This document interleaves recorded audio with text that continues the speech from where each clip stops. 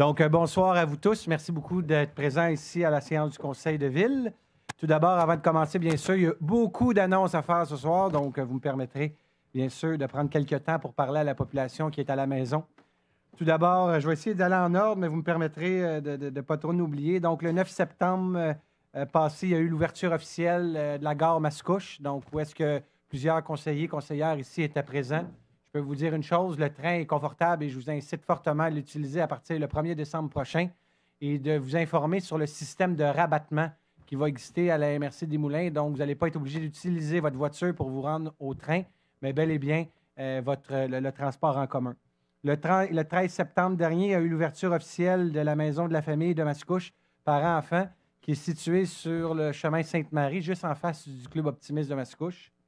Il y a eu aussi le 13 septembre dernier, donc samedi, où est-ce qu'une grande majorité des conseillers et conseillères et moi-même étaient présents, le défi danse Mascouche, où est-ce qu'il y avait au-delà de 7 à 800 personnes ici au Centre René-Lévesque, une publicité très positive pour la ville de Mascouche.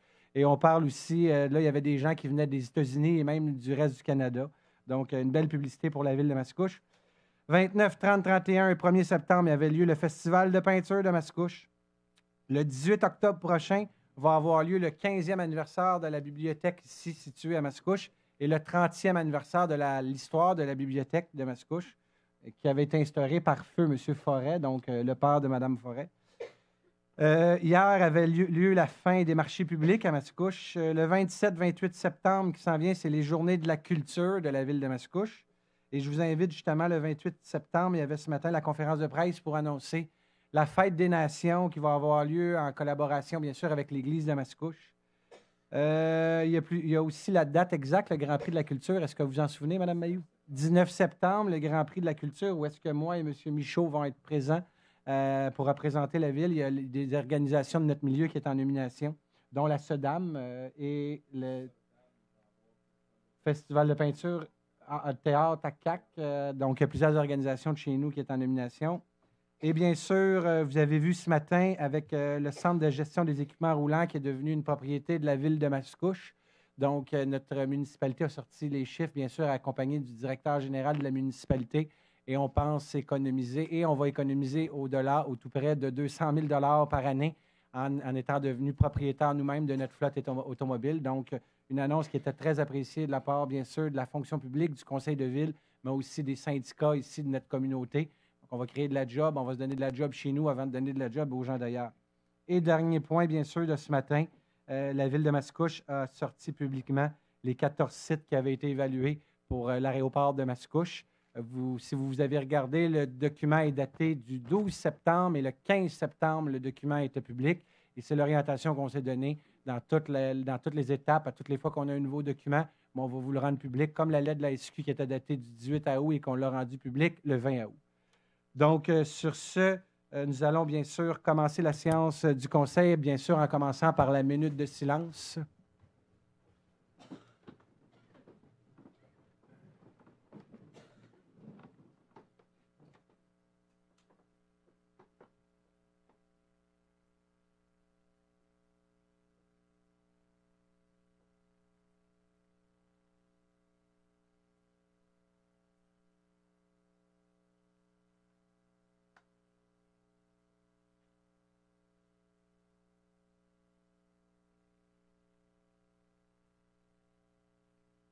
Merci beaucoup.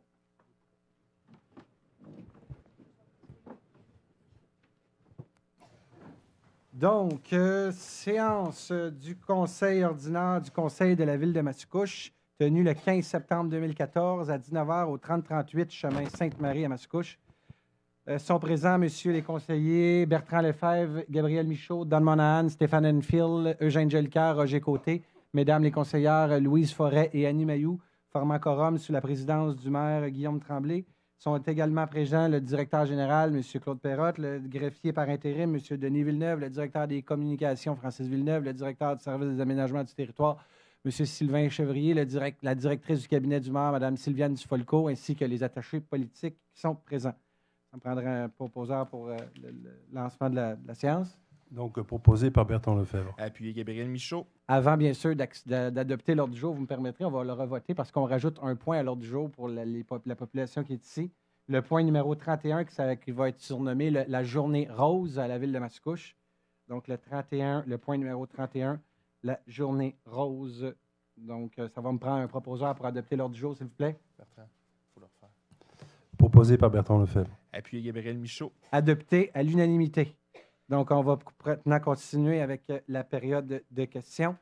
Je tiens à rappeler à la population qui est ici présente que les questions doivent être d'une durée maximum de 5 minutes, incluant bien sûr la période de réponse. 5 personnes maximum au micro.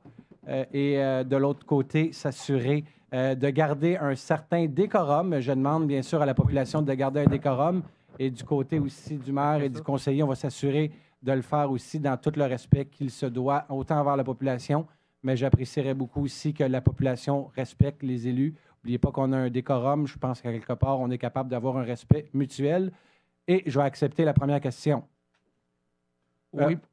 Il y a plus que 5 personnes au micro. Juste s'assurer, s'il vous plaît, les policiers, de s'assurer qu'il y ait 5 personnes. Merci. Bonjour, Monsieur Martin Dion, 2639 Montpellier-Mascouche. Oui. J'étais content de voir l'inauguration. J'ai vu que tu étais assis à la place du chauffeur. T'es copié sur moi, je l'ai visité. J'ai vu que vous étiez assis, puis c'était confortable. Vous dites que c'est très confortable, le train? Très confortable, et c'est une annonce que la ville de Mascouche attend depuis plus de 20 ans, on pourrait dire. Donc, on est très honorés aujourd'hui. On a hâte que vous puissiez embarquer dedans. Puis on s'est assuré aussi, Martin, que la gare de Mascouche, la gare de Terrebonne, la gare de Repentigny, les gares toutes sur la rive nord de Montréal vont être accessibles pour les personnes à mobilité réduite. Donc, pour nous, c'était une priorité, bien sûr, pour toutes ces personnes-là, ainsi que la gare de Montréal, donc la gare principale, vont pouvoir accueillir les personnes à mobilité réduite. Les autres, c'est dans les années à venir que j'ai vu, je pense. Pardon? Les autres places. Les autres, ça va être dans les années à venir, mais nous, comme ville, on s'est assuré que celle de Mascouche soit accessible et on est content que ça le soit. Bien, ça, je suis bien content. Merci. Puis, concernant le portefeuille des contribuables, c'est plus la passe qui va le payer. Le monde avec le passe va financer ça. Projet? Les montants d'argent, c'est l'AMT, donc c'est l'Agence métropolitaine de transport qui décide les montants. Vous avez vu, comme on peut le répéter aujourd'hui, comme moyen de pression pour les gens qui nous écoutent à la maison, l'AMT, malheureusement, selon des grilles tarifaires, la ville de Mascouche est située dans la zone 6. Les autres municipalités, donc la ville de Terrebonne est située en zone 5, ce qui veut dire pour une passe mensuelle, le train va être un montant de 31 $ de plus que les villes voisines. Donc, si on part de Mascouche, on a déjà passé une résolution ici, on a déjà donné notre mécontentement à l'Agence métropolitaine de transport et il faut continuer les pressions à cet égard-là. Je le sais aussi qu'il y avait un groupe de citoyens qui nous avait approchés pour des signatures de pétition. On n'entend plus parler. Je ne sais pas où ce que ce dossier-là est rendu. Cependant, on a hâte d'avoir le résultat de cette pétition-là. C'est bien, puis il n'y aura pas trop d'impact sur le compte de taxes non plus? Oui, ça peut avoir un impact sur le compte de taxes. Il y a 20 ans, il y a une population qui se sont mobilisées pour avoir un train de banlieue. Et à cet égard-là, mais ça a un coût. C'est pour ça que, comme vous avez vu ce matin, on fait des annonces, bien sûr, pour aller chercher de la richesse à notre communauté, comme on fait des annonces pour créer un pôle multifonctionnel, pour aller chercher de la richesse dans l'ensemble des contribuables sans toucher au portefeuille de la population. Donc, pour nous, c'est important de se créer de la richesse. Et bien sûr, l'annonce qui a été faite ce matin avec Ségère, donc en devenant propriétaire de notre flotte automobile, mais ça va nous donner la chance de se créer de la richesse. Martin, parce que là, ça fait énormément de questions. Hein, tu me permets? Merci. Merci beaucoup, mon grand. Mon Martin, M. Dion, excusez.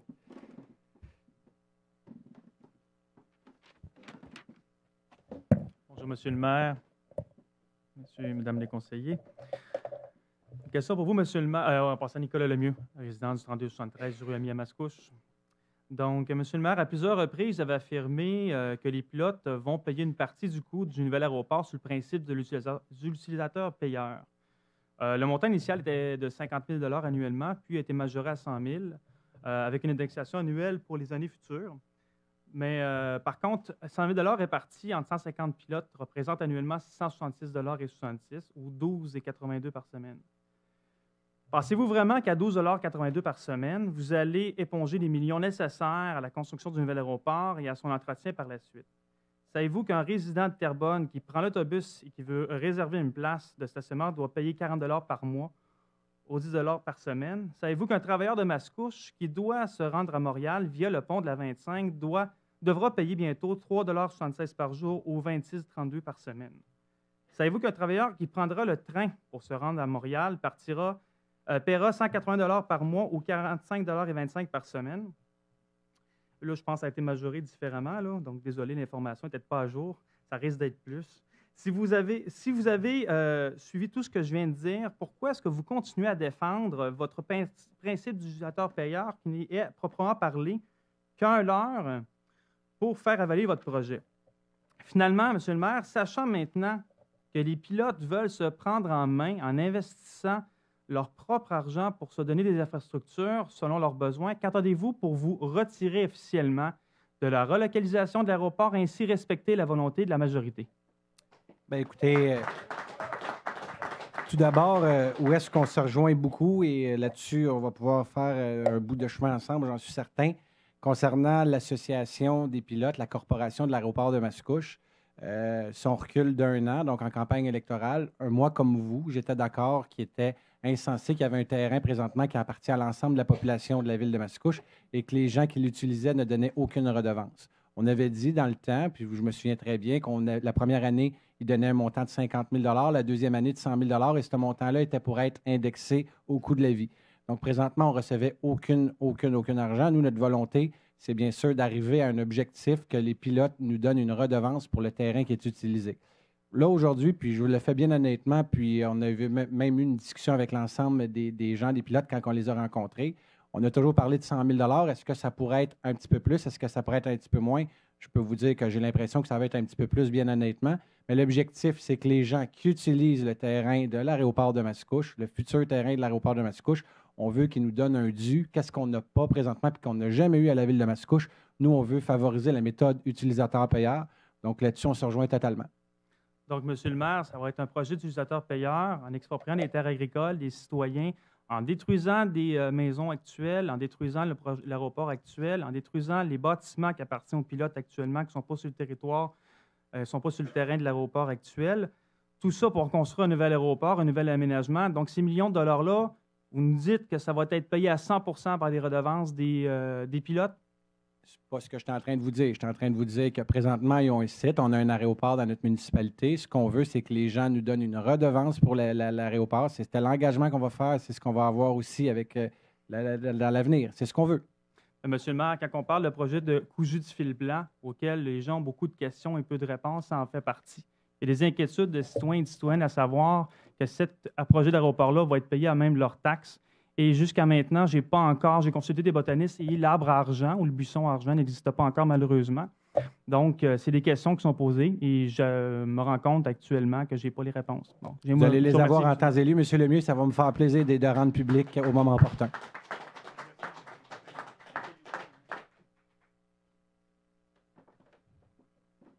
Bonjour, Mesdames, Messieurs. Mon nom est Pierre Boudreau. Je suis président de l'Association des pilotes et propriétaires de l'aéroport de Mascouche. Je suis résident de Terrebonne, 12 Croissant du Vallon. Cet après-midi avait lieu à Mascouche une conférence de presse où des acteurs du milieu aéronautique sont venus donner un appui formel à la décision de la Ville de déménager l'aéroport.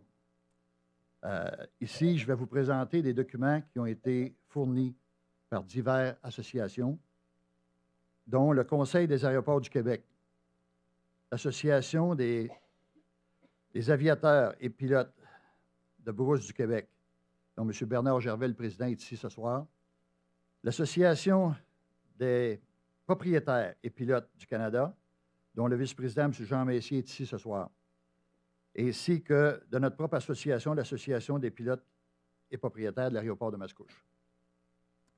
Je voudrais aussi vous présenter ce soir une liste de 40 pilotes professionnels travaillant maintenant pour Air Canada, pour toutes ces compagnies-là, qui ont, suite à ma demande, que j'ai fait en fin de semaine passée, en 6 jours, j'ai ramassé 40 personnes qui ont eu le temps de me répondre.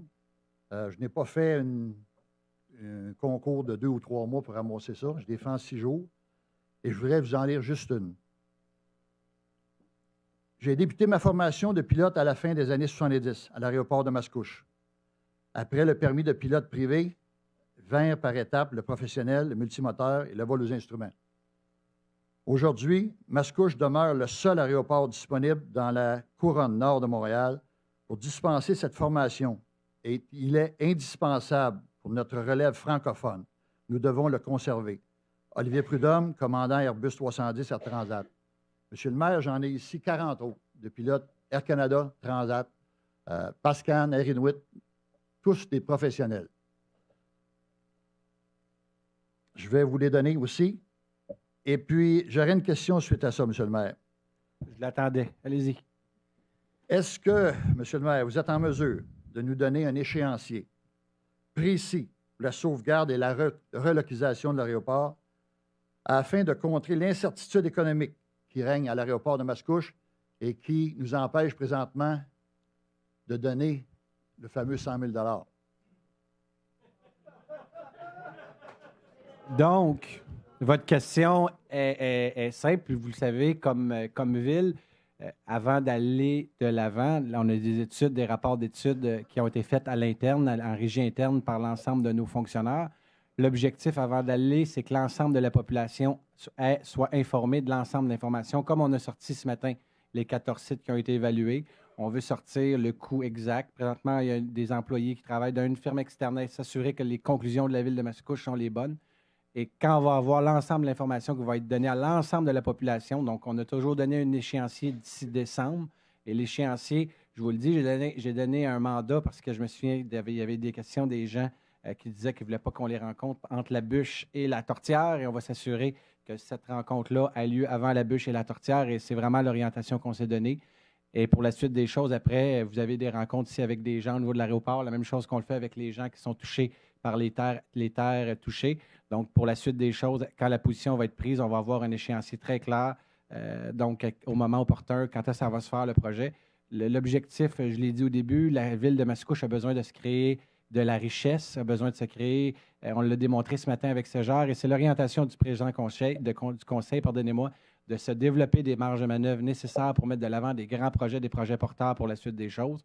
Donc, soyez assurés qu'au moment opportun, il va y avoir un échéancier. Mais de vous dire aujourd'hui que ça va être telle date, je ne suis pas capable de vous répondre parce qu'on veut s'assurer que l'ensemble de la population soit informée sur l'ensemble du dossier pour après avoir un échéancier très clair et très précis.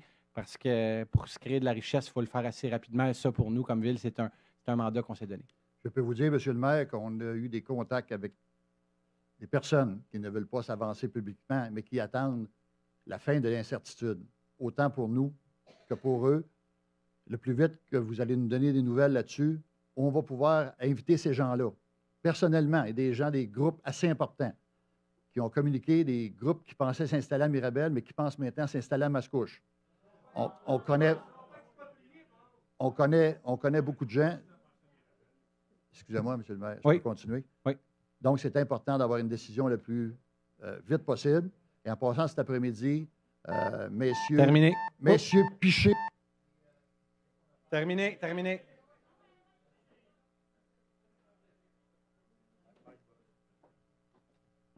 Bonjour. Bonjour. Ça va bien? Oui. Mon nom est Guylaine Tremblay. Je demeure à Mascouche, au 1027 rue Saint-Luc. Oui. Je ne suis pas une habituée pour prendre la parole. Malheureusement, les circonstances m'y obligent. Alors, ma première question, je suis obligée de mettre la table un petit peu. Donnez-moi quelques minutes. Alors, voici un extrait du guide de déontologie des journalistes du Québec.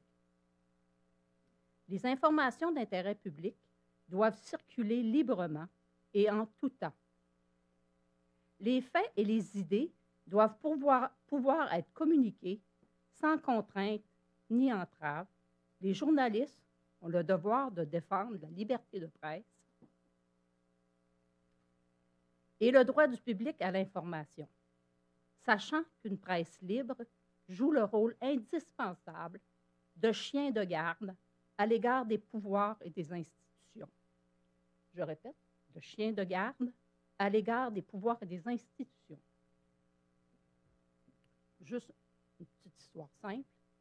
Il y a des journalistes qui ont interviewé des travailleurs de dépanneurs sur la validité de la pétition. À mon avis, un travailleur de dépanneur, ce n'est pas un expert en pétition. Pourtant, on a rapporté ses propos dans les journaux. Est-ce qu'il s'agissait d'une information complète, exacte et pluraliste? me questionne sérieusement.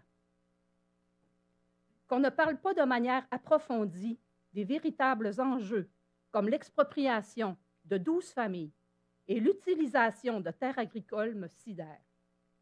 J'imagine, monsieur le photographe, que le Conseil de presse du Québec serait intéressé à évaluer la pertinence de certains articles parus depuis le début de cette saga.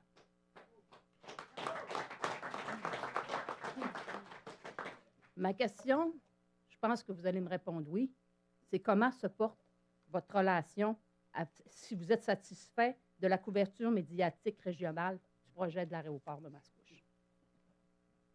J'ai une deuxième question. Mais permettez-vous de répondre à la première? Tout à fait, mais j'ai 5 minutes. Fait que je veux vraiment les avoir. Prenez votre temps, madame, mais si je n'ai pas le temps de vous répondre... Ça vaut la peine, allez-y. Non, bien, écoutez, tout d'abord, votre question, je veux dire, ça va être rapide, vous allez avoir le temps de répondre. Il va falloir que vous adressiez au conseil de presse. Je ne suis pas placé comme maire de commencer à dire qu'un tel ou tel journal ne fait pas bien leur travail. Je veux dire, ils font le meilleur de leur travail dans leur connaissance. Donc, à cet égard-là, je vais attendre la deuxième question. Oui. Mais vous êtes peut-être placé, par exemple, pour dire aux journalistes qui appellent. Ça, c'est une question. En quoi l'aéroport, ma deuxième question, en quoi l'aéroport de Mascouche est-elle d'utilité publique? Je vous écoute, monsieur le maire. Bien, écoutez, tout d'abord, l'aéroport de Mascouche, comme je l'ai souvent répété, en 2010, il y avait un rapport qui avait été fait par la compagnie Explorer, une compagnie qui est indépendante. Je l'ai lu, monsieur. Bon, exactement.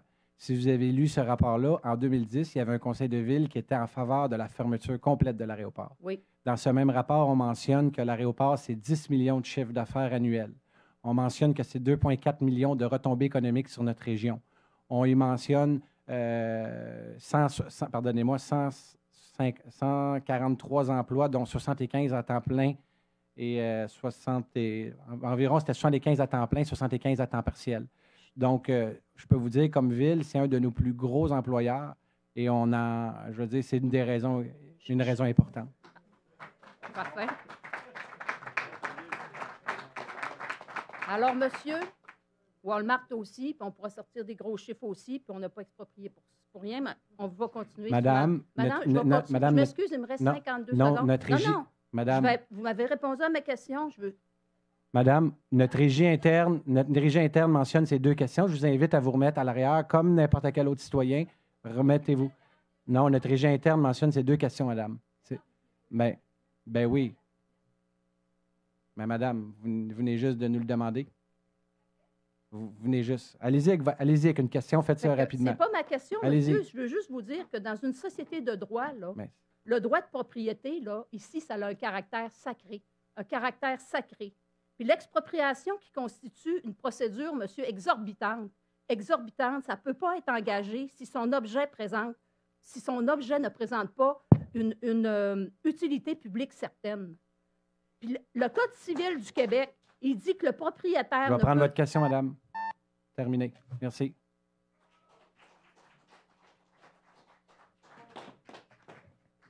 Bonjour, monsieur le maire.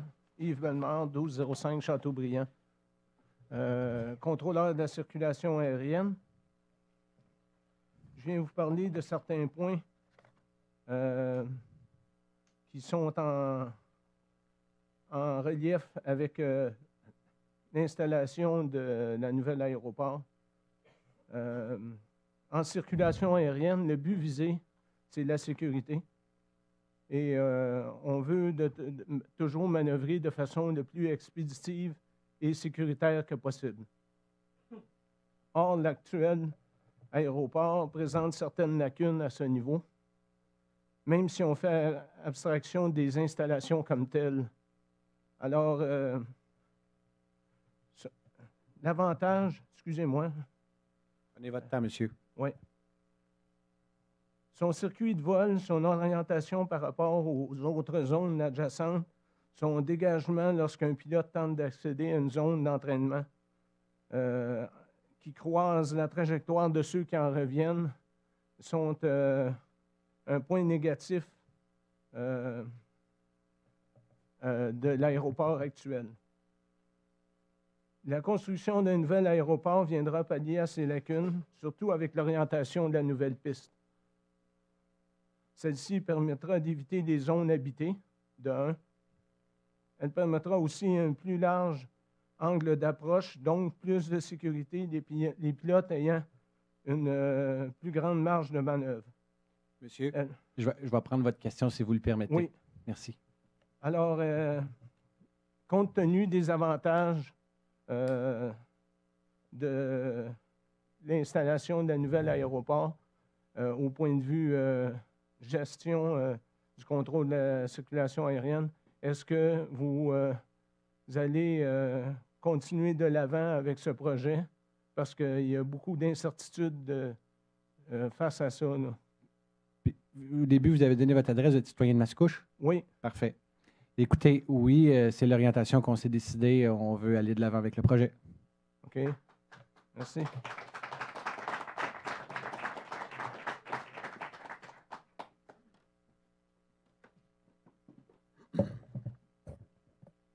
Owen Pointer, j'habite sur la rue Louis-Hébert. Pour ma première question, j'aimerais revenir sur le dernier conseil de ville du 25 août 2014. Il y avait une dame qui vous avait posé la question si vous étiez au courant d'un possible projet privé pour l'aéroport. Et vous avez répondu que comme maire, vous avez entendu parler d'un plan B qui était en train de se faire mettre de l'avant par l'APAM. Et que présentement, la loi fédérale permet à une association de pilotes de prendre une terre agricole pour mettre un aéroport partout sur le territoire de Mascouche. Ensuite, vous nous avez expliqué que comme conseil de ville, vous avez pris une orientation très claire de garder l'aéroport ouvert où il est. Mais par contre, vous avez dit qu'il faut gérer la ville avec les décisions prises dans le passé par les conseils qui vous ont précédés. Ensuite, vous nous avez présenté une lettre datant du 29 mai 2014 de M. Pierre Simard, qui est inspecteur-chef du district Montréal-Laval-Laurentides-Lanaudière pour la Sûreté de Québec. Et dans cette lettre, et je cite la lettre, il vous mentionne qu'à titre de commandant du district que je viens de nommer pour la Sûreté de Québec, il tenait à vous partager ses préoccupations face aux risques reliés à la configuration actuelle de l'aéroport. De plus, lors d'une rencontre qui datait du 7 juin 2005, tenue entre les différents représentants de la Société immobilière du Québec, la Ville de Mascouche et la Sûreté de Québec, il a été mentionné que l'aéroport sera vendu et fermé en 2011. Je vais prendre votre question, s'il vous plaît. Comme j'ai dit à l'autre citoyen d'avant, juste pour que j'aie le temps de répondre. Vous avez dit que ça, c'était l'orientation du précédent conseil et que le conseil actuel, ici devant nous, s'est présenté en disant qu'on garderait un aéroport ouvert, mais que vous ne connaissiez pas l'entente qui avait eu lieu entre la Société immobilière du Québec et la Ville de Mascouche. Votre question? Ma question s'en vient. Je vais la prendre, monsieur, parce que comme j'ai dit à l'autre citoyen tantôt... Puis, monsieur Simard, vous avez dit qu'il aimerait échanger sur la question d'évaluer les scénarios d'aménagement qui seraient possibles pour minimiser les risques. Alors là, si j'ai bien compris, qu'est-ce que vous vouliez dire quand vous nous avez parlé de cette lettre de M. Simard le 29 mai? C'est que c'est cette lettre qui a motivé votre décision de déménager l'aéroport? Non, j'ai dit publiquement, monsieur, comme j'ai toujours dit, puis vous allez me permettre de répondre. Je vais laisser poser votre question. Tout d'abord, la lettre qu'on a reçue le 29 mai, ça a fait partie des enjeux, ça a fait partie des arguments pour aller de l'avant avec la relocalisation de l'aéroport, aussi le point de vue économique. Donc, comme ville, il faut se développer de la richesse. Et bien sûr, cette lettre-là est venue endosser l'orientation du conseil. Et là, c'est quand que vous avez pris votre orientation de changer... C'est quand que vous avez pris votre orientation de changer l'aéroport de place? J'ai eu une rencontre avec M. Simard, le commandant de la Sûreté du Québec, pardonnez-moi. Donc, on s'est rencontrés une ou deux reprises auparavant d'avoir reçu cette lettre-là. Donc, la lettre, ça n'est pas arrivé le lendemain. Mais ça datait de quand, ces rencontres-là? Écoutez, je ne peux pas vous le dire exactement c'est quand. Moi, je peux vous dire une chose aujourd'hui qui est importante. Donc, j'ai reçu une lettre en date d'aujourd'hui et demain, elle va être publique, de la Société québécoise des infrastructures. Monsieur, à la suite du courriel transmis le 13 septembre dernier par M. Michel Prémont et en référence de votre correspondance du 11 septembre dernier, nous vous confirmons, ça vient de la Société immobilière du Québec, nous vous confirmons que la Société québécoise des infrastructures considère que l'emplacement actuel de l'aéroport était et demeure une problématique pour le quartier général de la SQ. Après vérification auprès des différents intervenants concernés à la réalisation de ce projet, la vente et la fermeture de l'aéroport de Mascouche était une des conditions à respecter afin de réaliser le projet de construction du quartier général de l'ASQ. Donc, aujourd'hui, on a un commandant de la Sûreté du Québec qui nous dit, puis on a une firme, la Société immobilière du Québec, qui nous donne, qui nous confirme que cette réalité, cette lettre-là va être publique demain. Donc, à un moment donné, je pense, j'ai lu certaines choses, moi aussi, à mon égard. À un moment donné, il faut avoir confiance aux institutions qui nous représentent. Si auparavant, il y avait une entente qui avait été signée par la Ville de Mascouche avec la Sûreté du Québec, il faut la respecter. Et ça fait partie des réalités de pourquoi que le Conseil de Ville a pris cette comment vous orientation. expliquez que la lettre de la fin du mois de mai, étampée et reçue par la Ville le 4 juin, qui motivait le déménagement, était après la lettre écrite par Justin Bourgault du Transport Canada, où il vous donne l'accord pour déménager l'aéroport? Non, ben oui, c'est parce que l'orientation, monsieur, a décidé. On a travaillé sur une orientation. Mais c'est ça. C'est quand que vous avez travaillé sur ça? Parce que Ben- lors de votre campagne électorale, c'est pas du tout ça que vous nous avez dit. OK, je vais prendre le temps de vous répondre. Si vous le permettez, on a toujours dit qu'à l'aéroport, on voulait le laisser présent, mais on a eu des rencontres avec le directeur de la Sûreté du Québec. C'est ça que je vous ai dit tantôt. J'ai rencontré le directeur avant de la Sûreté Mais du ça, Québec. sauf que sa lettre vient après votre lettre du Transport Canada qui vous donne le droit de Ben oui, c'est déménager normal. l'aéroport. Je suis descendu avec le directeur de l'aménagement du territoire à Ottawa pour m'assurer que le développement où ce qu'on voulait le mettre, l'aéroport, était conforme. Mais on ne reçoit pas une lettre Mais ça le veut dire lendemain. que vous avez pris la décision de changer l'aéroport de place avant d'avoir la lettre de la Sûreté du Québec. Non. C'est tous des facteurs qui ont confirmé le pourquoi qu'on a fait ça. Je vous l'ai dit tantôt, là, je ne me suis pas caché. Sur un point de vue économique, la Ville de Mascouche, c'est une orientation qui est le plus importante. Mais effectivement, vous vous êtes caché parce que dans votre campagne Ben, électorale, vous écoutez, n'avez jamais parlé de Donc là, déménager écoutez, je vous l'aéroport. réponds. Ben, écoutez, je vous le dis qu'on a une réalité. Vous pouvez bien dire ce que vous voulez, mais quand je reçois une lettre comme maire de la Société immobilière du Québec, quand je reçois une lettre du commandant de la Sûreté du Québec, on peut bien débattre pendant longtemps. Mais vous recevez ces lettres-là écoutez, après votre votre décision temps de est terminé. déménager Je vous remercie l'aéroport. beaucoup. Je vous remercie beaucoup. Votre temps est terminé.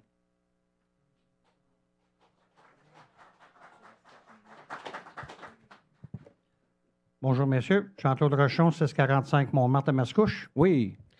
J'ai une demande et aussi, je tiens à féliciter un petit peu le comportement des gens dans la salle. C'est beaucoup plus respectueux à votre égard et à l'égard des conseillers aussi. Ça devrait être de même, me semble.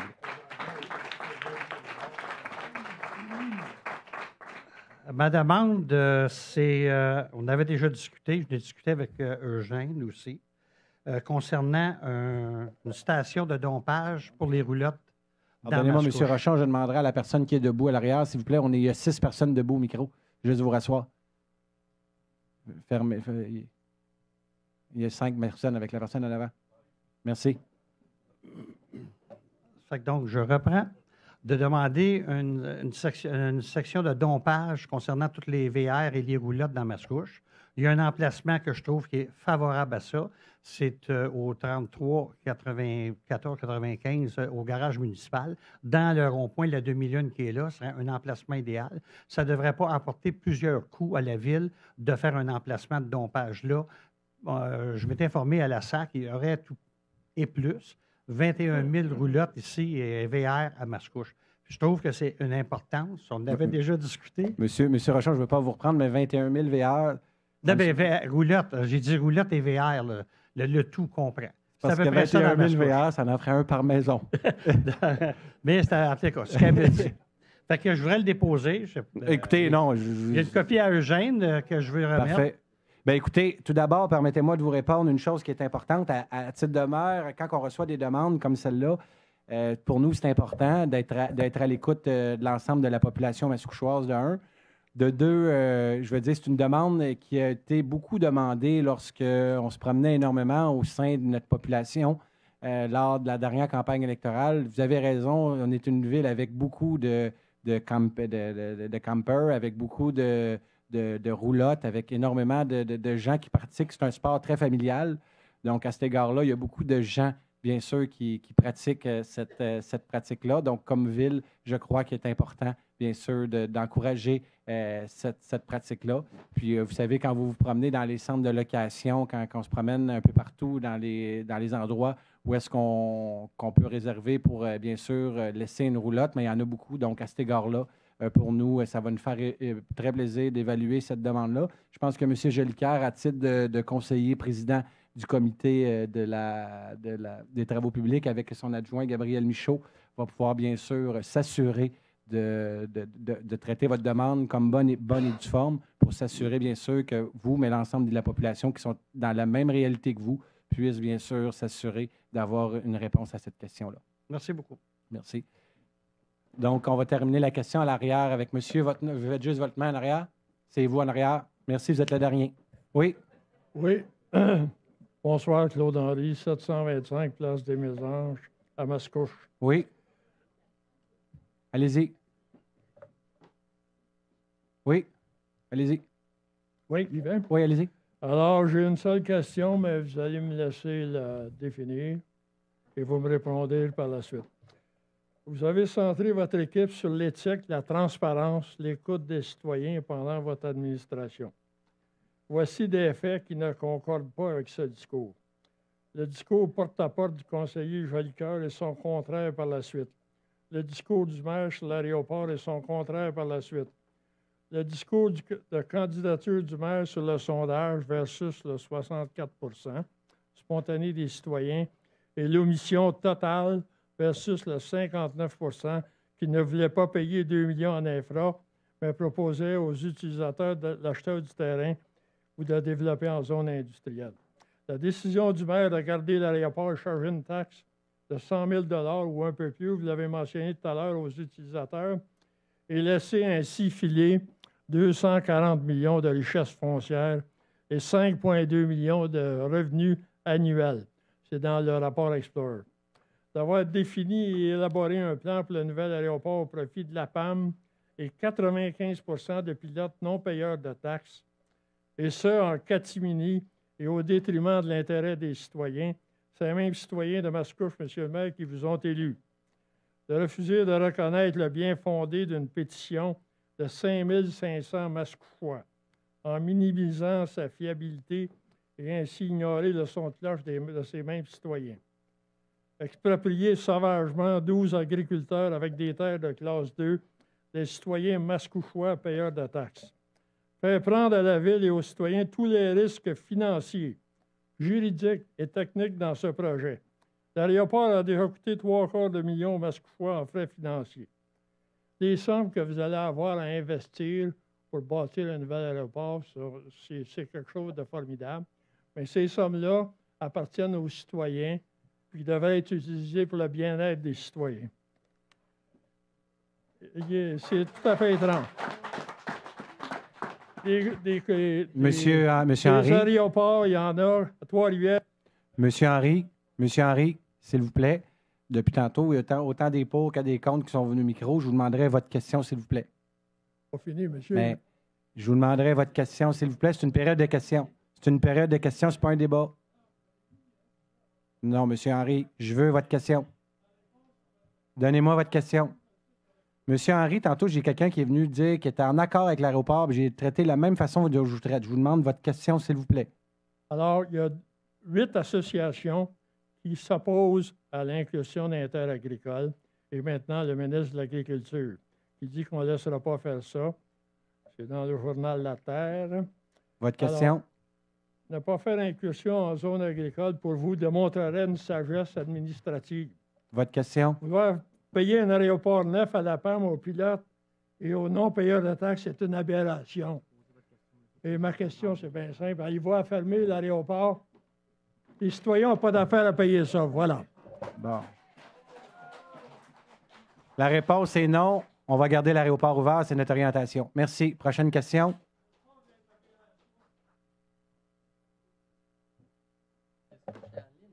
Question, monsieur. Votre question? Non. Écoutez, c'est terminé le temps. Je laisse la parole à monsieur. Merci. Bonjour, Pierre Rabhi, 3400 Montcalm. Monsieur le maire, il semble bien que personne peut vous faire changer d'idée à ce que je vois, là, parce que autant mon ex-conseiller du 2 que tous les autres conseillers ont l'air en accord avec vous. Là. Car à ce jour, les résultats du sondage léger marketing, on vous l'a dit. On vous a dit qu'on a fait un rassemblement de quartier. On a fait une pétition, la première pétition, 1410 noms. On a fait une manifestation de 7 personnes appuyées par l'Union des producteurs agricoles. On a été appuyé par la Coopérative Fédérée, la Fondation David Suzuki, l'Association agronome du Québec, Nature Action Québec, les enseignants émérites en géographie et écologie. Puis on a fait une deuxième pétition de 4165 noms. Je vous ferai remarquer qu'il y en a tout à l'heure qui disaient que 6 000 sur 45 000 de population, c'est pas beaucoup. Mais votre sondage a été sur 1003 personnes. Fait que notre sondage n'est pas mal mieux que le vôtre. L'appui inconditionnel du ministre Paradis dans le journal La Terre de chez nous. Or, si rien n'est fait, M. le maire, il est noté qu'à prononcer sur votre règlement d'emprunt pour financer votre relocalisation. On veut savoir, M. le maire, ça prend combien de noms pour battre votre règlement d'emprunt? Tantôt, il y a un citoyen qui m'a demandé la question de procédure. Au moment opportun, lorsqu'on va mettre un règlement d'emprunt, vous allez avoir exactement le nombre de personnes. Puis, si la population veut s'exprimer, ils vont avoir la chance de s'exprimer. Je ne peux pas vous répondre aujourd'hui exactement le nombre de signatures. Deuxième question. De plus, quand allez-vous attaquer au changement de zonage agricole à commerce-affaires? Car si mon information est bonne, ce serait une autre occasion de signer un référendum. Alors, commencez votre question, je ne la comprends pas. Je ne la comprends pas. Excusez. Quand allez-vous attaquer au changement? Quand est-ce que vous allez aller au changement de zonage agricole à zonage commerce-affaires pour l'aéroport et tout ça? Là? Tout votre aménagement du plan. Mais il n'est pas zoné agricole. L'aéroport est zoné en zone blanche, donc est en zone de développement déjà. Oui, mais votre plan, vous voulez faire avec l'ancien terre, les terrains de l'aéroport. Là. Oui. Il faut que vous faisiez un changement à commerce-affaires. Oui. Ces changements-là, là, oui. Ça va prendre un référendum? Non. Ça va prendre des signatures encore? C'est un changement de zonage. C'est le conseil qui décide qu'est-ce qu'il y en est concernant le... Ah, oui. Merci. Salut. Bonsoir. Renald Fortin. Selon Michel Thériault, moi, j'habite dans un brasier à 1673 Côte-Georges, à Mascouche, avec la complicité du Trédignon. Okay. J'aurais deux sujets à parler, à vous demander. Si ma mémoire est bonne, vous avez une association ou un organisme de la culture à Mascouche, je crois. Et puis, je voudrais savoir si dans ça, il est inclus des activités pour le folklore québécois, le patrimoine du Québec dans nos ancêtres. J'ai été président et fondateur de l'Association québécoise des loisirs folkloriques en 1990.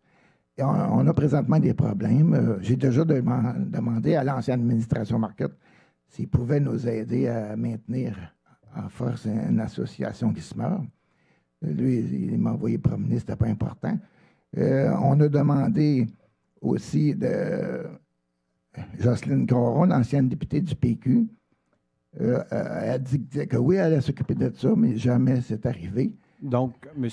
Fortin, si vous me permettez, votre question, est-ce que la Ville pourrait avoir une ouverture de vous soutenir au niveau du loisir? À oui. ce que je sache, au niveau de la Ville de Mascouche, on n'a pas présentement une organisation qui s'occupe du folklore québécois. La Ville permet d'autoriser une reconnaissance par organisme. Donc, quand c'est une organisation quelconque qui veut se mettre au monde puis elle ne vient pas en intérêt d'une autre organisation qui fait le même service, la Ville, avec des politiques, on peut les reconnaître. Je pense que c'est quelque chose d'intéressant, le folklore québécois. Donc, à cet égard-là, je vous invite d'envoyer une demande par écrit. Vous pouvez l'adresser au cabinet du maire ou bien même à Mme Chantal Filion, qui est la directrice des loisirs, culture, loisirs, sport. Non. Culture et vie communautaire, pardonnez-moi. Donc, ces termes-là, des fois, on a de la difficulté. Culture et vie communautaire. Mais c'est plus facile pour vous, vous pouvez l'envoyer au cabinet du maire, puis nous, on va la faire traiter à la bonne place. Vous prendrez votre deuxième question, s'il vous plaît. La deuxième question, c'est que ça, je sais que c'était dans votre programme. Il serait bien important, même urgent, de créer l'ombudsman, un organisme ombudsman sur lequel on pourrait afficher des plaintes contre des bandits comme Michel Thériault, ces affaires-là. Là, actuellement... Je ne peux pas vous laisser dire des choses comme ça, monsieur, au micro, pardonnez-moi. Cependant, je comprends votre question concernant la création d'un poste d'ombudsman. Laissez-moi juste vous répondre que vous vous souviendrez que la formation politique à laquelle je représente et à laquelle la population a élu démocratiquement, on avait mis un plan de match de l'avant pour les 12 prochaines années. Il est clair que pour les 4 premières années, au niveau de la création d'un poste d'ombudsman, nous, on l'a créé à même le cabinet du maire. Donc, il y a quelqu'un au niveau de ma secrétaire. Lorsqu'un citoyen appelle et a une problématique quelconque, que le citoyen il pense que dans un service ou dans un autre, il n'y a pas eu un bon service, mais ma secrétaire l'accompagne de toutes les étapes. Et je peux vous dire qu'elle en travaille parce qu'on reçoit beaucoup d'appels. Je ne peux pas vous garantir que d'ici les 4 prochaines années, ça va être créé. Pourquoi? Parce que, je vous l'ai dit tantôt, il faut se créer de la richesse à Mascouche. On a des grands projets, on est arrivé du train, il y a plusieurs dépenses. Puis je le dis bien honnêtement, ça ne sera pas dans un premier mandat qu'on va créer le poste d'ombudsman. Cependant, d'une vision plus 8 ou 12 ans, c'est clair que ça fait partie des orientations. Et je peux vous dire qu'il y a M. Enfield qui suit la chose de très, très près. Bon, en attendant, si on a quelque chose à faire, des dénonciations, quelque chose, est-ce que je peux rencontrer M. Non, Enfield? vous appelez au cabinet du maire. Vous appelez au cabinet du maire, rencontrer s'il y a quelque chose, c'est Mme Hélène Blais. Merci. Pardon? Pas de problème, appelez-les. Merci, M. le maire, de nous permettre de nous exprimer. Mon nom est Richard Sirois, je suis un résident de Lorraine, mais aujourd'hui, je représente ma fille qui est résidente de Mascouche. Je suis pilote, je suis président d'entreprise depuis une quarantaine d'années. Ma position est la suivante. Depuis tantôt, j'écoute un petit peu les commentaires de différentes personnes. Ce que je remarque, c'est qu'il y a beaucoup de mésinformations ou désinformations. J'ai été privilégié peut-être, mais je pense que tout le monde est invité ici au mois de juillet. Est-ce que c'est au mois de juillet qu'il y avait eu une rencontre ici pour justement expliquer le projet lui-même? Le mois de juin. Mois de juin. 9 juin. Le 9 juin. Non, excusez, le 10 juin, c'était à la Chambre de commerce. Le 19, merci, excusez, il y a beaucoup de dates. Oui. Alors donc, comme chef d'entreprise, évidemment, ce qu'on aime faire, c'est prendre des décisions avec des informations claires. Alors, cette journée-là, j'ai eu le plaisir de venir. Je pense que tout le monde est invité de faire la même chose.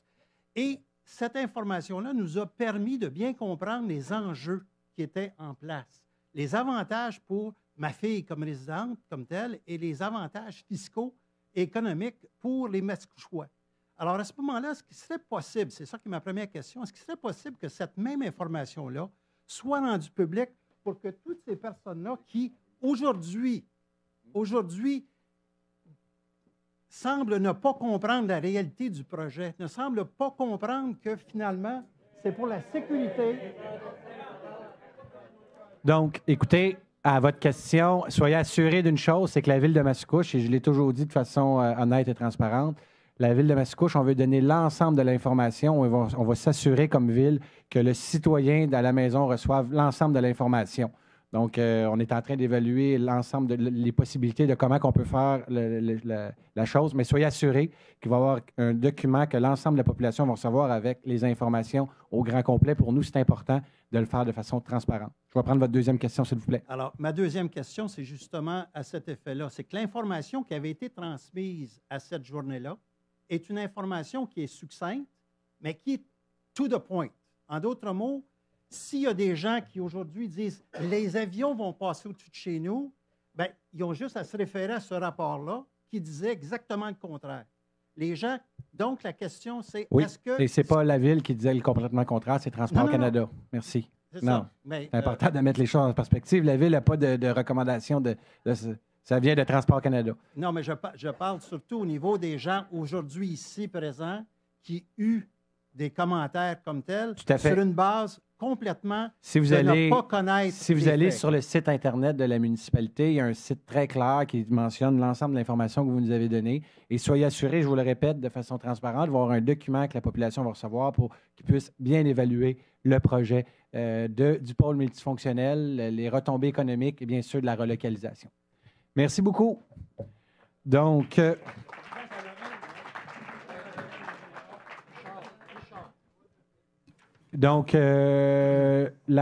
maintenant, la séance va commencer, si vous le permettez. Nous allons continuer la séance. Je demanderai, s'il vous plaît, de faire calmement pour qu'on puisse continuer. Donc, point numéro 2, approbation du procès-verbal de la séance ordinaire du 25 août 2014. Il est proposé d'approuver le procès-verbal de la séance du 25 août 2014 tel que rédigé et présenté. Proposé par Don Monahan. Appuyé Louise Forêt. Adopté à l'unanimité. Est-ce qu'il y a une possibilité d'augmenter le volume ou bien on va attendre un petit peu que les gens quittent?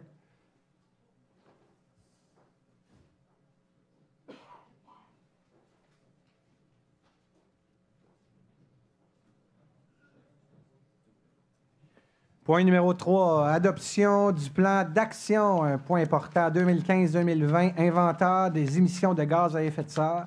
Il est proposé d'entériner le plan d'action 2015-2020 relatif à l'inventaire des émissions de gaz à effet de serre réalisé par le consortium SMI Enviro Accès en collaboration avec les services de l'aménagement du territoire.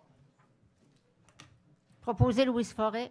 Appuyé Annie Mailloux. Adopté à l'unanimité. Donc, ce rapport-là va nous permettre de prendre des grandes orientations pour le futur. C'est des petits gestes qu'on va pouvoir prendre, mais bien sûr, pour régler des problèmes pour les générations futures. Point numéro 4, adoption du second projet de règlement numéro 1103-27, modifiant le règlement 1103. Donc, il est proposé d'adopter le second projet de règlement précité. Avant de voter, je permettrai à M. Chevrier, je crois qu'il y a un petit visuel à cet égard, et d'expliquer, bien sûr. Donc, Monsieur le maire, le second projet consiste à modifier, c'est-à-dire la zone RX 137 que vous trouvez ici dans l'image de gauche pour être transformée avec de nouvelles affectations, donc par la zone RA 137, RA 140, une zone de conservation numérotée 141 et une zone de conservation numérotée 142. Ce projet-là est situé au confluent des rues de Brest, Bayonne et Châteaubriand. Proposé Gabriel Michaud. Appuyé Don Monahan. Adopté à l'unanimité. Donc, à cet égard-là, c'est pour les gens qui viennent à toutes les séances du Conseil, c'est en lien avec le petit développement de 100 unités, environ 108 unités, c'est même 108, hein? 106, excusez, je me suis trompé, donc 106 unités. Cependant, la municipalité reçoit 2,2 millions de pieds carrés qui vont venir bonifier notre futur parc du manoir seigneurial. Point numéro 5, adoption du second projet de règlement numéro 1103-28, modifiant le règlement 1103 sur le zonage. Donc, il est proposé d'adopter le second projet de règlement, mais il y a encore là un petit visuel. J'inviterai M. Chevrier, bien sûr, à le présenter. Le second projet consiste dans l'image de gauche ici, donc la zone CON 214 qui est identifiée ici par la petite bande que vous trouvez ici le long ou à l'arrière, c'est-à-dire des propriétés situées sur Place de la Brise, à l'intersection du chemin des Anglais. On se réfère à l'image de droite ici où on vient supprimer cette zone-là qui se trouvait ici. Donc, on élimine la zone de conservation pour la bonifier complètement ici. Donc, c'est un bassin de rétention qui est là actuellement. Donc, vous le voyez ici dans l'image de gauche, la zone RA 248, donc une zone résidentielle, d'affectation résidentielle, mais qui, dans les faits, est d'usage public. Donc, c'est un bassin de rétention qui est ici. Donc, on vient simplement rectifier le tir avec cette correction ici. Donc, c'était une demande qui avait été faite par le conseiller, M. Michaud, avant que vous votiez, juste pour la population qui est ici présente, c'est pour permettre aux citoyens d'avoir une possibilité de mettre des cabanons. Donc, c'était une coquille, c'est un développement qui vient de l'ancienne administration, qui était mal ficelé. Donc, à cet égard-là, on veut s'assurer de pouvoir leur permettre d'avoir des cabanons. Proposé Gabriel Michaud. Adopté à l'unanimité. Point numéro 6. Adoption du second projet de règlement numéro 1103-29, modifiant le règlement 1103. Il est proposé d'adopter le second projet de règlement précité. Proposé Stéphane Enfield. Appuyé Jean Jolicoeur. Maintenant, on va pouvoir avoir un visuel. Je pense qu'il y a un visuel. Avant de voter, M. Enfield. Allez-y, M. Chevrier. On vient modifier ici dans l'image de gauche, encore une fois, on vient modifier, vous voyez ici en tireté, les zones, on est sur la montée Masson. Ici, il y a les centres d'achat, il y a la montée, l'avenue de l'Esplanade qui est ici, qui monte vers le coteau. Place de Cheverny ici, dans le haut du coteau. Donc, on est ici à l'arrière des centres d'achat sur montée Masson où on vient modifier les limites de zonage pour les mettre, si on se réfère à l'image de droite ici, pour les mettre vraiment à cheval sur les limites de propriété. Donc, pour les 3 carrés rouges que vous voyez ici, c'est vraiment une nouvelle axe qui est de mettre les limites de propriété, c'est-à-dire le zonage aux limites de propriété. Pour y permettre également, notamment dans ce second projet de règlement-là, à l'intérieur ici de la zone CON 502 et CB 505, ils permettent l'usage d'utilité publique, notamment pour des bassins de rétention. Donc, ça a déjà été voté. Encore là, c'est un bassin de rétention, un développement qui a eu lieu à Mascouche. Et le bassin de rétention n'était pas assez grand pour répondre au développement qu'il y a eu. Donc, encore là, je peux vous dire que M. Enfield a suivi le dossier de près avec l'aménagement du territoire et on va réparer la problématique qu'il y a vécue dans la seigneurie du Chêne. Point numéro 7. Adoption du second projet de règlement numéro 1103-30 modifiant le règlement 1103. Il est proposé d'adopter le projet de règlement précité. Donc, il est proposé par Bertrand Lefebvre. Appuyé Eugène Jolicoeur. Adopté à l'unanimité. Est-ce qu'il y a une présentation? Je ne le crois pas. Donc, exactement. Donc, c'était concernant les bacs à déchets, donc pour permettre d'avoir des containers, excusez-moi, à déchets dans des places. Donc, quand il y a un condo, des regroupements de condos, mais au lieu d'avoir chacun leur bac leur container à déchets, ils vont pouvoir avoir des containers jumelés, donc pour sauver des coûts pour les condos. Point numéro 8. Donc, j'inviterai M. Monahan à déposer l'avis de motion, le point numéro 8, s'il vous plaît. Je, Don Monahan, donne avis de motion qui sera présentée pour adoption à l'occasion d'une prochaine séance d'un règlement numéro 1103-32, modifiant le règlement numéro 1103 sur le zonage, afin d'ajouter des dispositions relatives aux conteneurs pour la récupération des vêtements et des articles usagés. Merci beaucoup, M. Monahan. Une orientation qui est importante pour notre municipalité. Vous le savez, vous les voyez, le nombre maintenant de cloches bleues qui sont partout sur le territoire. Vous avez vu sûrement, comme moi, plusieurs reportages aux émissions Radio-Canada et à TVA qui disent que ces vêtements-là, est-ce qu'ils restent vraiment au Québec, premièrement? Donc, à cet égard-là, l'orientation du Conseil de ville à la demande de M. Monahan avec le centre d'entraide de Mascouche en haut, et on a rencontré aussi le centre d'entraide de Mascouche en bas qui sont très contents de cette démarche-là. C'est quoi? Pardon? Des moulins. Des moulins?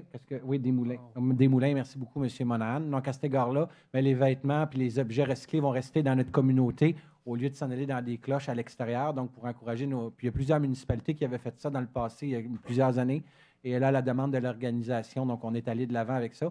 Puis, on va avoir une troisième organisation qui nous a demandé aussi, c'est l'association Trisomie 21, parce qu'ils ont un container sur leur territoire à eux. Donc, on va travailler en collaboration avec 3 organisations. Donc, il y en a partout, hein, vous les avez vus, ces containers-là. Donc, on va essayer de donner un climat un petit peu mieux pour notre municipalité. Point numéro 9. Recommandation de la CPTAQ pour les lots 160P, 39P, 43P sur le chemin de la Cabane Ronde et appartenant à M. Jean-Claude Lompré. Il est résolu unanimement que le préambule ci-dessus exposé fasse partie intégrante de la présente résolution, de recommander à la CPTAQ de ne pas autoriser à M. Jean-Claude Lompré à utiliser à des fins autres que l'agriculture les lots 160, 39P, 160P, 39P, 43P, afin de faire du tamissage, la vente et l'entreposage de terreaux, le tout selon les lois et les règlements relatifs à ce projet. Avant de voter, je demanderai bien sûr à M. Chevrier une petite explication, s'il vous plaît. Le propriétaire de ce bout de terrain-là a demandé à la municipalité, suite à une ordonnance émise par la CPTAQ de contravention, a demandé à la municipalité de modifier, a demandé une autorisation, c'est-à-dire une lettre de conformité à la municipalité dans le cadre d'une demande officielle déposée à la Commission de protection du territoire agricole afin de faire valoir son exploitation. Son exploitation étant à l'effet d'être du tamisage, de la vente et de l'entreposage de terreaux. Donc, à cet égard-là, étant donné que c'est contraire à nos règlements municipaux, donc la recommandation et la décision est négative en ce sens. Appuyé Don Monahan. Adopté à l'unanimité, résolution numéro 10, adjudication du contrat MAS 2014-18-27 relatif à la collecte, au transport et au compostage des feuilles d'automne, pardonnez-moi.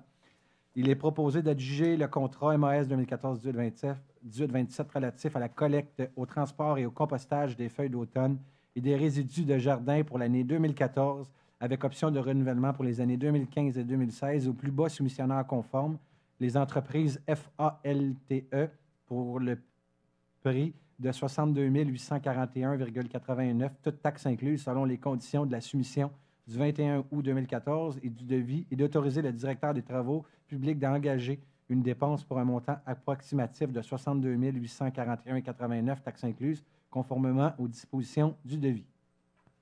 Proposé Eugène Jolicoeur. Appuyé Gabriel Michaud. Adopté à l'unanimité. Donc, cette soumission avait été faite par voie publique. Il y a eu seulement une compagnie qui a soumissionné. L'estimé de la ville était de 65 650 et 73 et le montant payé est de 62 841 $. Point numéro 11. Avis de motion numéro 1189. J'inviterai M. Jolicoeur à lire cet avis de motion, s'il vous plaît. Je, Eugène Jolicoeur, donne avis de motion que sera présenté pour une adoption à l'occasion d'une prochaine séance de règlement numéro 1189 ordonnant les travaux du remplacement du ponceau sous le chemin Saint-Philippe et décrétant à cette fin un emprunt. Merci beaucoup, M. Jolicoeur. Donc, pour les citoyens qui demeurent du ponceau qui passe souvent par le chemin Saint-Philippe, j'ai passé moi aussi dernièrement et soyez assurés qu'il faut remettre ça de façon sécuritaire et ça va être fait dans la prochaine année pour s'assurer que la population est en sécurité. Donc, ça va être fait. Point numéro 12, dépôt du rapport annuel de la gestion de l'eau potable pour l'année 2013 dans le cadre de la stratégie québécoise d'économie de l'eau potable. Il est proposé de prendre acte du rapport annuel de la gestion de l'eau potable pour l'année 2013 joint au rapport précité. Proposé Stéphane Enfield. Appuyé Eugène Jolicoeur. Adopté à l'unanimité. Point numéro 13, approbation du budget 2014 révisé de l'Office municipal de l'habitation. Il est proposé d'approuver le budget révisé 2014 de l'Office municipal d'habitation. Appuyé Louise Forêt. Adopté à l'unanimité. Point numéro 14, octroi d'une aide financière à l'organisme Opération Nez Rouge Mascouche-Lanaudière-Sud pour sa campagne de financement 2014. Il est proposé d'octroyer une aide financière de 1 000 $ à Opération Nez Rouge Mascouche-Lanaudière-Sud pour sa campagne de financement 2014. Appuyé Eugène Jolicoeur. Proposé Eugène Jolicoeur. Appuyé Annie Mailloux. Adopté à l'unanimité. Je pense que votre micro, M. Jolicoeur, est à l'envers depuis le début. Donc, adopté à l'unanimité. Juste tenir au courant la population. Pour les gens qui ne le savent pas, Opération Nez Rouge, c'est une organisation qui couvre l'ensemble de la Lanaudière-Sud.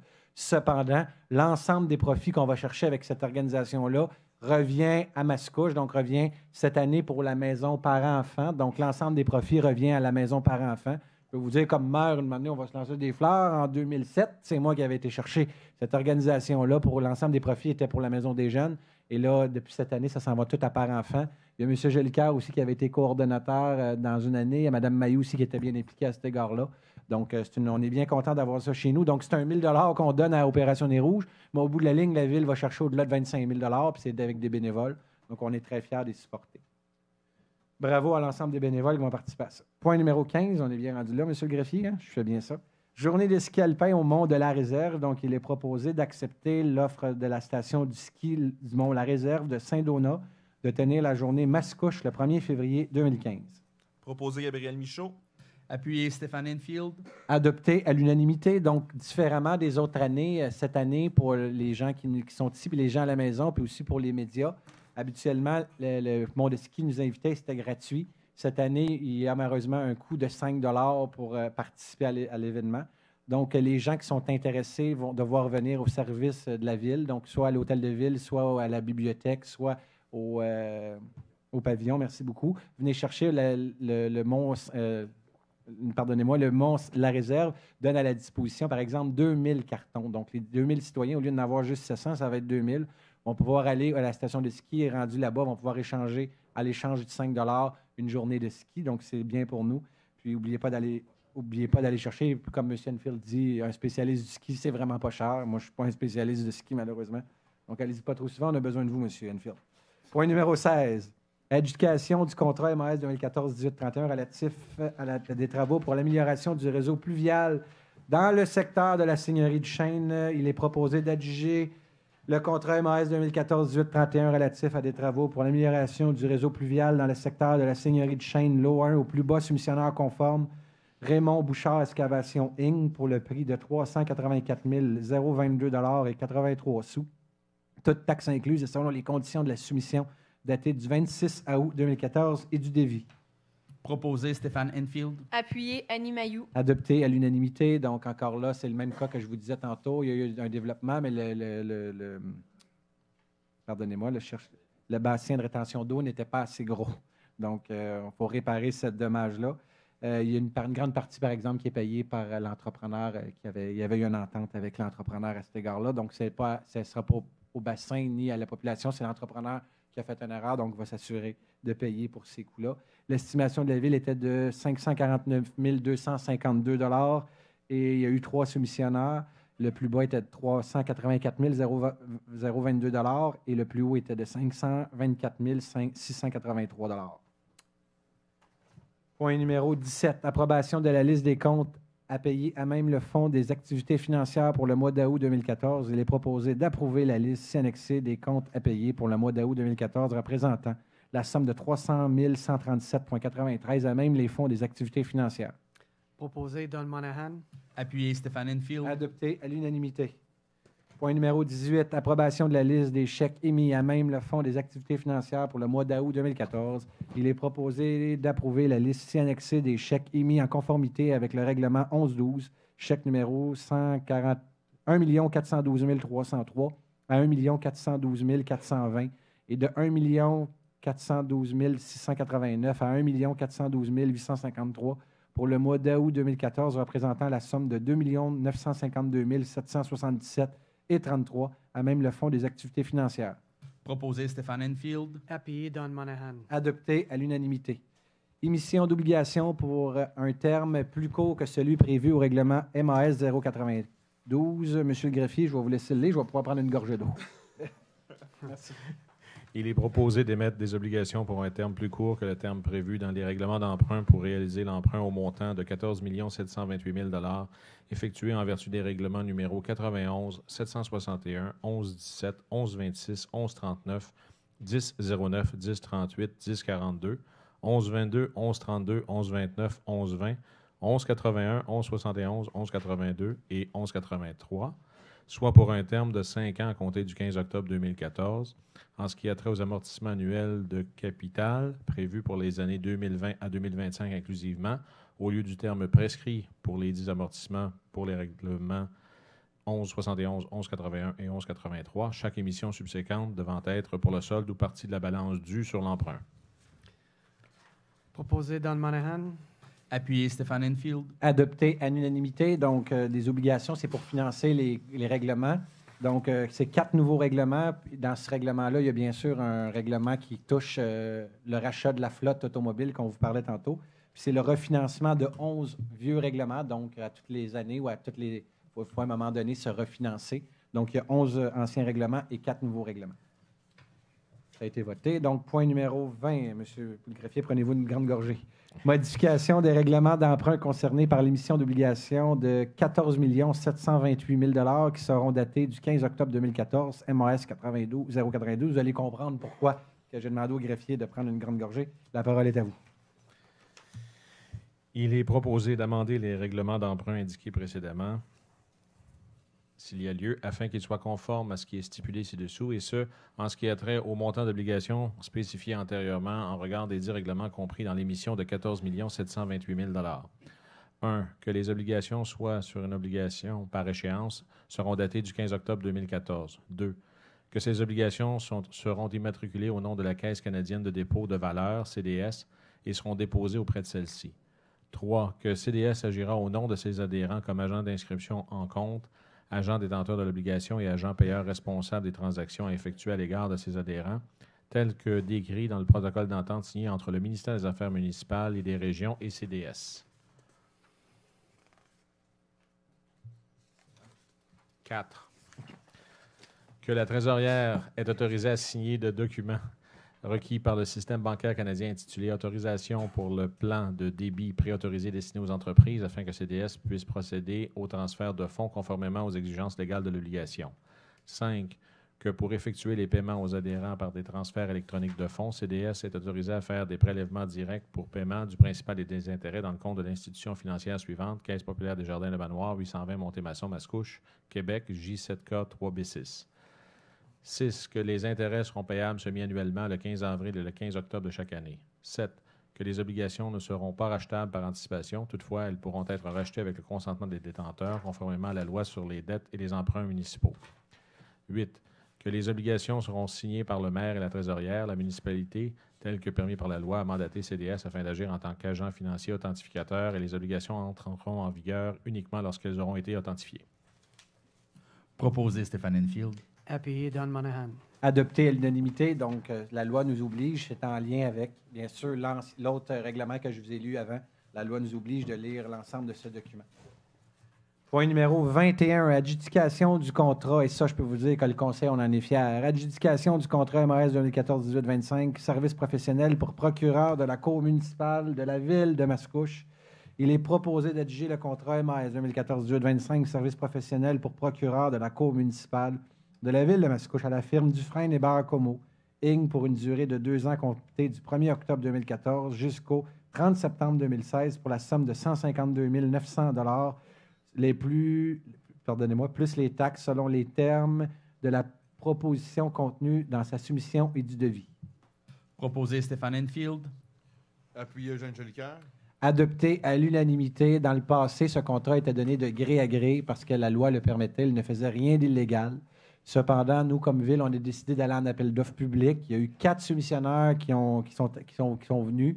Il y en a eu 2 qui étaient conformes.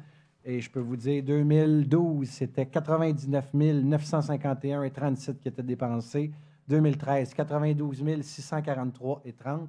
En 2014, donc pour les 6 premiers mois, c'était 52 000. Donc, si on multiplie par 2, on tombe à environ à 104 000 pour l'année. Et nous, ça va être 76 500. Donc, on a une économie de 20 à 25 000 par année. Ça, c'est ça quand on va en appel d'offres public. C'est gagnant pour la municipalité, c'est gagnant pour le citoyen mascouchois. Quand on dit que c'est des manières de revoir à l'interne comment on fait les choses, vous en avez un exemple concret. Merci beaucoup et merci beaucoup à la fonction publique d'avoir cru. Des fois, on a raison. Des fois. Point numéro 22, approbation du rapport du 3 septembre 2014 du directeur du service des ressources humaines concernant une nomination, une retraite et une prolongation de contrat des policiers surnuméraires. Il est proposé d'approuver le rapport du 3 septembre 2014 du directeur du service des ressources humaines concernant une nomination, une retraite et une prolongation du contrat des policiers surnuméraires. Proposé Roger Côté. Appuyé Louise Forêt. Adopté à l'unanimité, donc parmi ces démissions, et permettrait bien sûr de saluer et de remercier Mme Lise Gosselin qui a pris sa retraite en date du 21 août 2014. Point numéro 23, autorisation du directeur du service des ressources humaines à participer au colloque Le droit du travail et le monde municipal qui se déroulera le 16 octobre 2014 à Montréal. Il est proposé d'autoriser le directeur des ressources humaines à participer au colloque Le droit du travail et le monde municipal, analyse de la jurisprudence et des principaux enjeux par Walter Clower, qui se déroulera le 16 octobre 2014 à Montréal. Appuyé Louise Forêt. Adopté à l'unanimité. Point numéro 24. Approbation d'un contrat de vente de gré à gré à intervenir entre Bureautech et la Ville de Mascouche. Donc, il est proposé de vendre à Bureautech 2000 pour un montant de 3 200 plus les taxes applicables, les photocopieurs énumérés si compte, de vente gré à gré, joint à la présente résolution d'autoriser le directeur du service informatique à signer le contrat pour et au nom de la Ville. Proposé Roger Côté. Appuyé Louise Forêt. Adopté à l'unanimité. Donc, ça, c'est une idée qui est venue du comité du maire. Donc, à une réunion, quand on est venu de l'avant, l'idée de tout changer l'ensemble des photocopieurs. Je crois que c'était M. Enfield ou M. Monahan, je ne peux pas me souvenir, qui a mis de l'avant tous nos anciens recyclages, nos photocopieurs, pardonnez-moi, au lieu de les donner, mais on les a vendus. Donc, la Ville a fait un gain de 3 200. C'est mieux que rien. Donc, merci beaucoup. Point numéro 25, autorisation à Mme la conseillère Annie Mailloux de participer à la journée des élus lors du 15e congrès annuel de l'Association québécoise du loisir municipal qui se tiendra le 9 octobre 2014. Il est proposé d'autoriser l'inscription et la participation de Mme Annie Mailloux à la journée des élus lors du 15e congrès annuel de l'Association québécoise du loisir municipal qui se tiendra à Victoriaville le 9 octobre 2014 sur le thème « L'accessibilité et le loisir municipal sous toutes ses formes ». Et c'est proposé par Bertrand Lefebvre. Appuyé Roger Côté. Adopté à l'unanimité. bon colloque, Mme Mayou, vous nous amènerez des nouvelles idées pour notre communauté.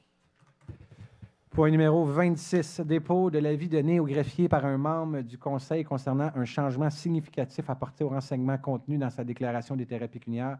Il est proposé de prendre acte du rapport précité du greffier accompagné de l'avis de Mme la conseillère Annie Mayou modifiant sa déclaration d'intérêt pécuniaire. Proposé Stéphane Enfield. Appuyé Eugène Jolicoeur. Adopté à l'unanimité.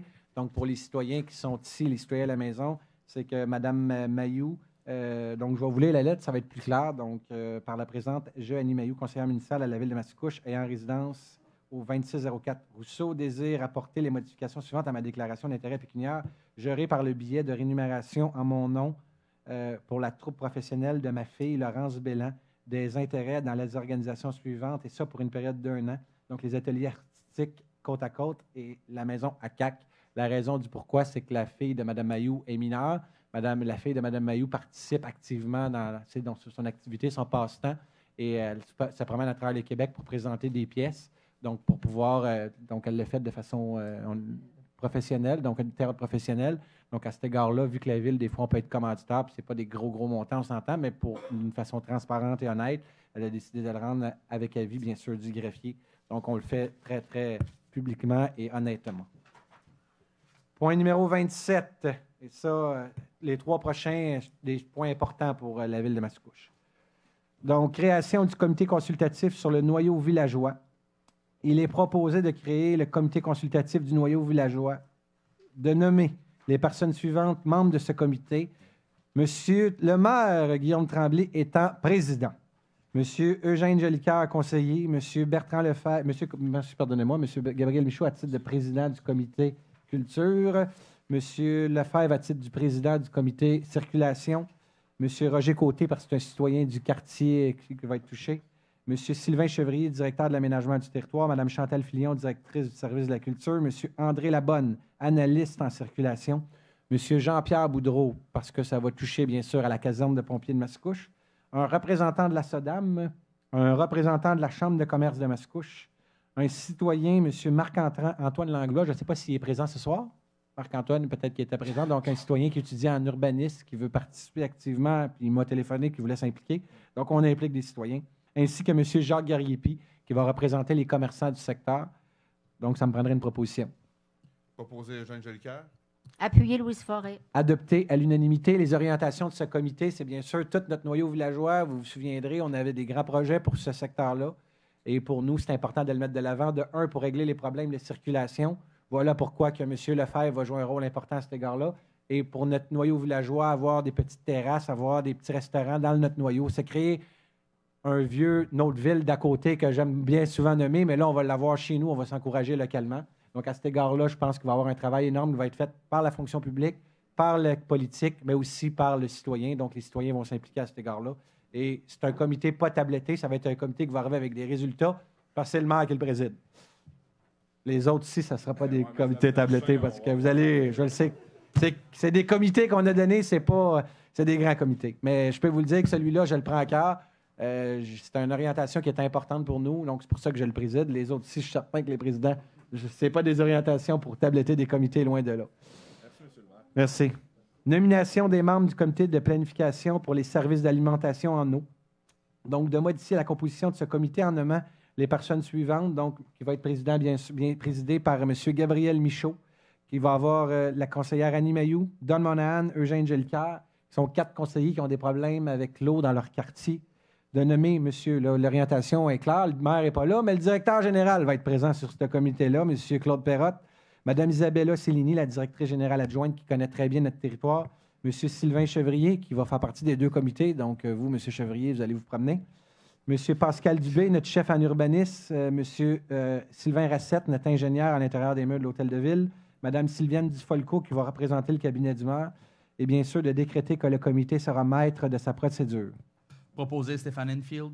Appuyé Roger Côté. Adopté à l'unanimité. Donc, ce comité aussi va commencer. Vous savez, sur notre territoire, il y a beaucoup de demandes en eau présentement et des citoyens qui veulent avoir les services d'eau.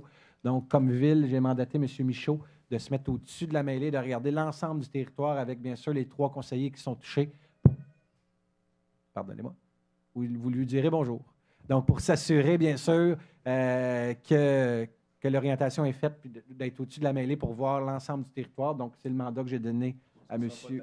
Non, non, inquiétez-vous pas, parce qu'il y a des demandes. Merci beaucoup, monsieur Michaud. Un autre point qu'on avait dit qu'on mettait de l'avant en septembre et qui va partir et qui va être précis. Bon, donc, création du comité consultatif sur les projets intégrés. Donc, il est de créer le comité consultatif sur les projets intégrés, de nommer M. Stéphane Enfield à titre de président de ce comité, de mettre Mme Annie Mayou, Mme Louise Forêt, M. François Gosselin, le directeur des travaux publics, Mme Isabella Céline, pardonnez-moi, M. Sylvain Chevrier, directeur de l'aménagement du territoire, un 3 en 3, M. Sylvain Racette, ingénieur senior, et de décréter que le comité sera maître de sa procédure. Proposé Gabriel Michaud.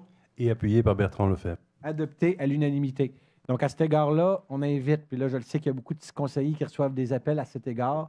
Comme ville, on veut se faire une tête, voir comment que les choses... Il y a beaucoup de projets intégrés qui sont à Mascouche. Il y a beaucoup de citoyens qui nous demandent « Prenez en charge notre rue, prenez en charge notre secteur. » Donc, à cet égard-là, il faut se faire une tête et j'ai mandaté M. Enfield. Donc, les citoyens qui sont de chez, je vous invite à rentrer en communication avec vos conseillers pour que vous allez pouvoir venir démontrer vos doléances. Je le sais, dans certains secteurs, pour nommer le secteur de Mme Mayou, mais aussi dans le secteur de M. Enfield, il y a des comités qui se sont créés. Donc, à cet égard-là, comme ville, on va rencontrer ces comités-là. On veut s'assurer d'être équitable, une vision équitable pour l'ensemble de la ville de Mascouche, mais on est conscient qu'il y a une problématique et on pense être capable d'arriver à des résultats aussi. Donc, ces 3 comités qu'on vient juste de nommer vont être des comités qui vont arriver avec des résultats. Je ne donne pas des comités pour juste que ce soit des comités, je veux que ce soit des comités de résultats. Et c'est le mandat que j'ai donné à M. Michaud et à M. Enfield. Point numéro 30. Autorisation au directeur général de négocier l'acquisition du site du manoir seigneurial.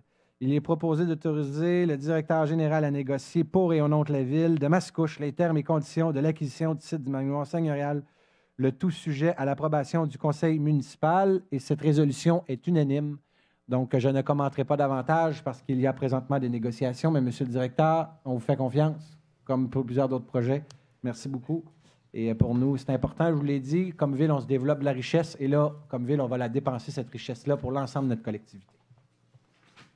Point numéro 30, c'est ça? 31, pardonnez-moi, 31. Donc, Journée rose, considérant l'initiative des employés de la ville de Mascouche d'appuyer la Fondation contre le cancer du sein. Considérant leur désir de tenir une journée rose à l'Hôtel de Ville le 1er octobre prochain, considérant le souhait du Conseil d'appuyer cette initiative, il est résolu, premièrement, d'autoriser la tenue d'une journée rose à l'Hôtel de Ville le 1er octobre prochain. Deuxièmement, d'autoriser la vente d'articles promotionnels ou de produits souvenirs dont le livre de recettes à l'occasion de cette journée et le mettre en vente à la bibliothèque durant le mois d'octobre. Troisièmement, de fournir une assistance technique pour la tenue de la journée rose aux organisatrices de cette journée. Et quatrièmement, de défrayer le coût d'impression de 697 $ plus les taxes applicables pour le livre de recettes vendu lors de cette levée de fonds. Proposé Annie Mayou. Appuyé Louise Forêt. Adopté à l'unanimité, et j'invite l'ensemble de la population le 1er octobre de venir en avant de l'Hôtel de Ville. Et le maire a même participé avec une recette à l'intérieur de ce livre. Donc, si vous voulez savoir les petits côtés du maire avec ses talents culinaires, je vous invite fortement à venir acheter ce livre. Donc, merci beaucoup. Nous sommes maintenant prêts à prendre vos questions. Je répète, c'est des questions en lien avec l'ordre du jour. 5 personnes maximum, 2 questions maximum. Des questions à l'ordre du jour, merci. Oui, bonjour. Mon nom est Luc Nadon. J'habite au 1385 rue de l'Aigle à Mascouche. Alors, bonjour tout le monde. Très heureux de voir le point numéro 29, le comité qui va faire des recommandations pour tout ce qui touche les projets intégrés à la ville de Mascouche. Je vous rappellerai, puis vous êtes sans doute au courant, je représente 63 propriétaires, copropriétaires d'un syndicat de copropriété de la rue de l'Aigle et de la place du Vert.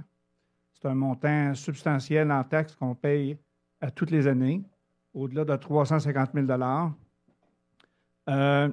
Le problème qu'on a, c'est qu'on paye le même taux d'impôt foncier que tous les autres résidents de Mascouche, mais on n'a pas tous les services que les autres résidents ont. Alors, on est bien conscient que le point numéro 29 va établir un plan d'action, une perspective, une vision d'avenir pour les projets intégrés à Mascouche, mais concrètement, pour les 63 copropriétaires de la rue de l'Aigle et de la place du Vert.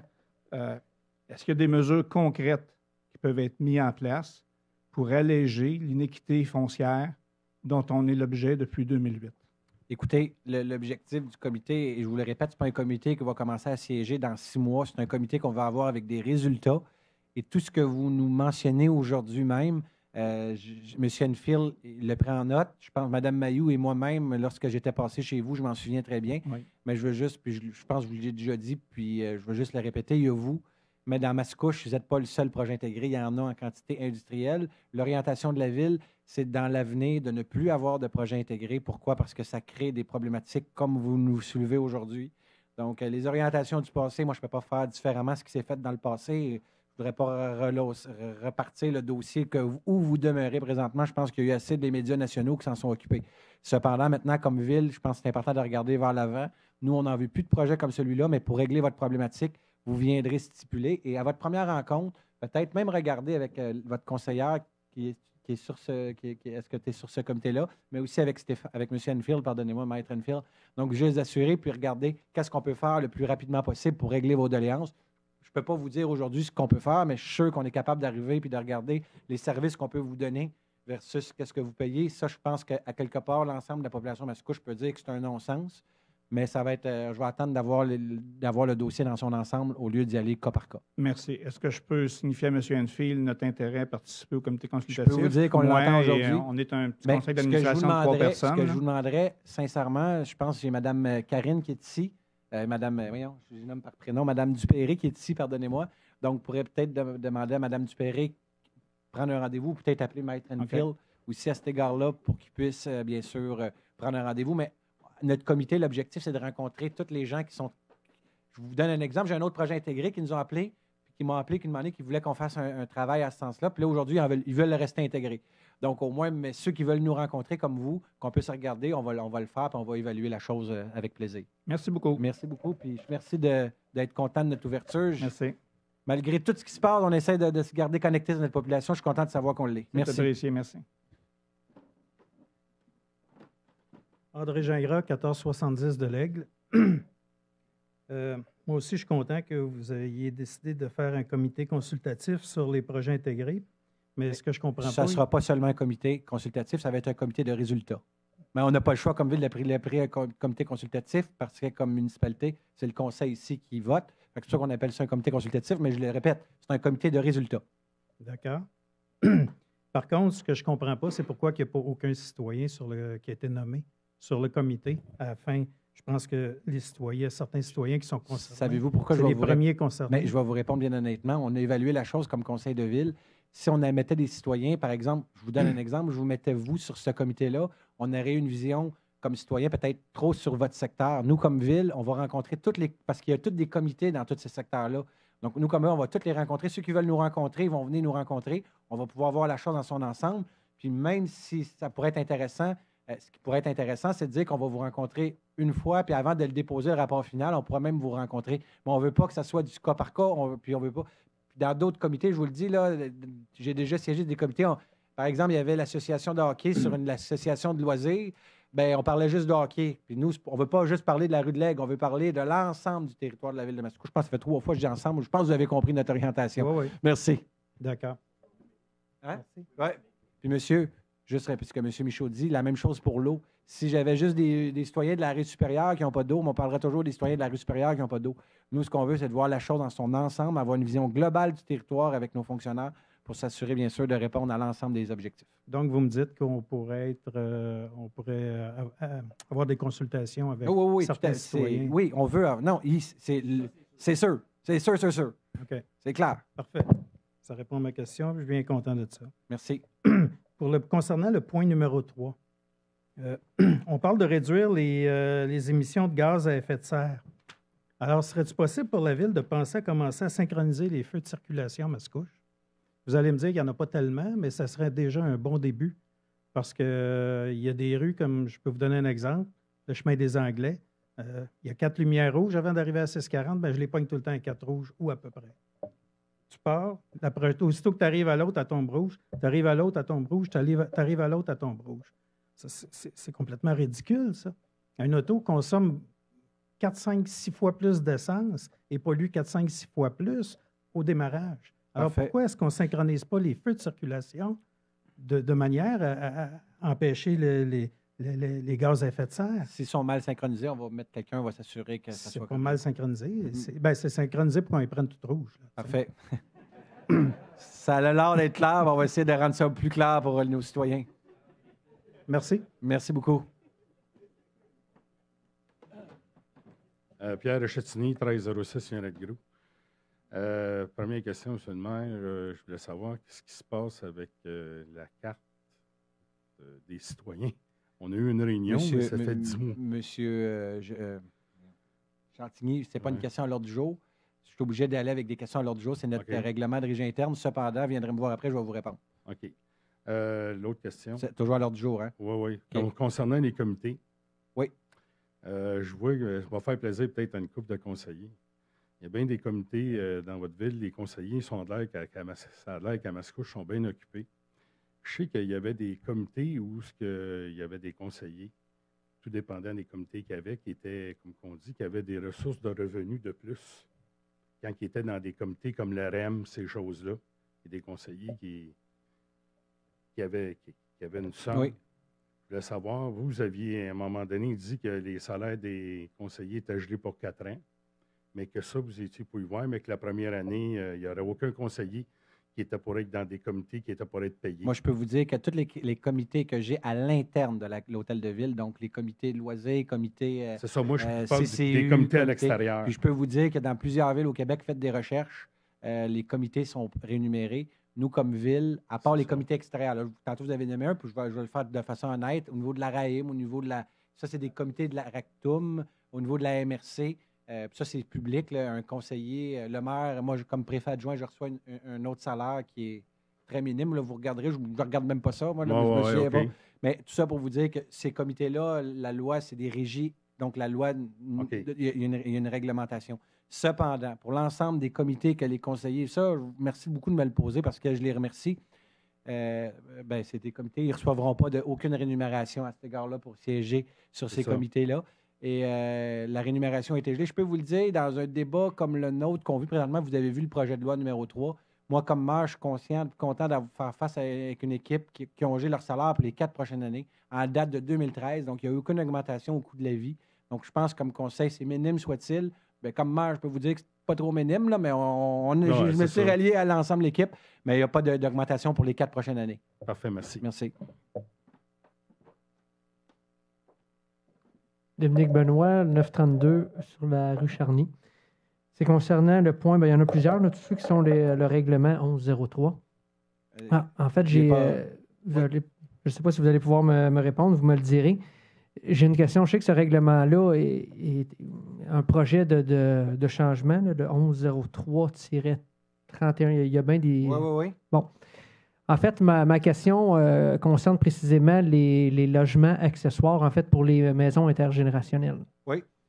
Présentement, ma question, c'est quelqu'un qui veut se bâtir une maison intergénérationnelle, la partie des grands-parents. Oui. Peut avoir combien de chambres? Présentement, on n'a pas le droit. Vous n'avez pas le droit d'avoir un lien entre les deux pièces. Présentement, à Mascouche, la loi l'interdit. OK. Donc, il y a... Intergénérationnel, ça n'existe pas à Mascouche. OK, ça n'existe pas. Non. On a le droit d'avoir une maison avec un bachelor. On n'a pas le droit d'avoir une maison qui communique. Est-ce qu'on a le droit d'avoir une maison qui ne communique pas, mais qui sont collées puis que... Comment? Non, c'est ça, parce que votre règlement que vous me posez... Merci beaucoup, M. le greffier. On n'est pas à l'ordre du jour, là. Ah, OK. C'est bon. C'est pour ça que j'ai demandé, vous me direz si je peux... C'est parce que vous m'avez parlé en 03. Oui, mais je pensais qu'en 1103, on pouvait élargir dans le 1103. Oh, vous allez loin. Je dis 1103, ça rentre assez. C'est 1103. Allez-y, mais votre question, allez la demander après à M. Chevrier et il va pouvoir vous répondre. D'accord, merci. Donc, s'il n'y a pas d'autres questions, on prendra un proposeur. Alors, je propose Stéphane Enfield, je propose à l'avis de l'Assemblée. Appuyez Annie Mailloux. Adopté à l'unanimité. Merci beaucoup. Bonne soirée. Prochaine séance le 6 octobre. Merci.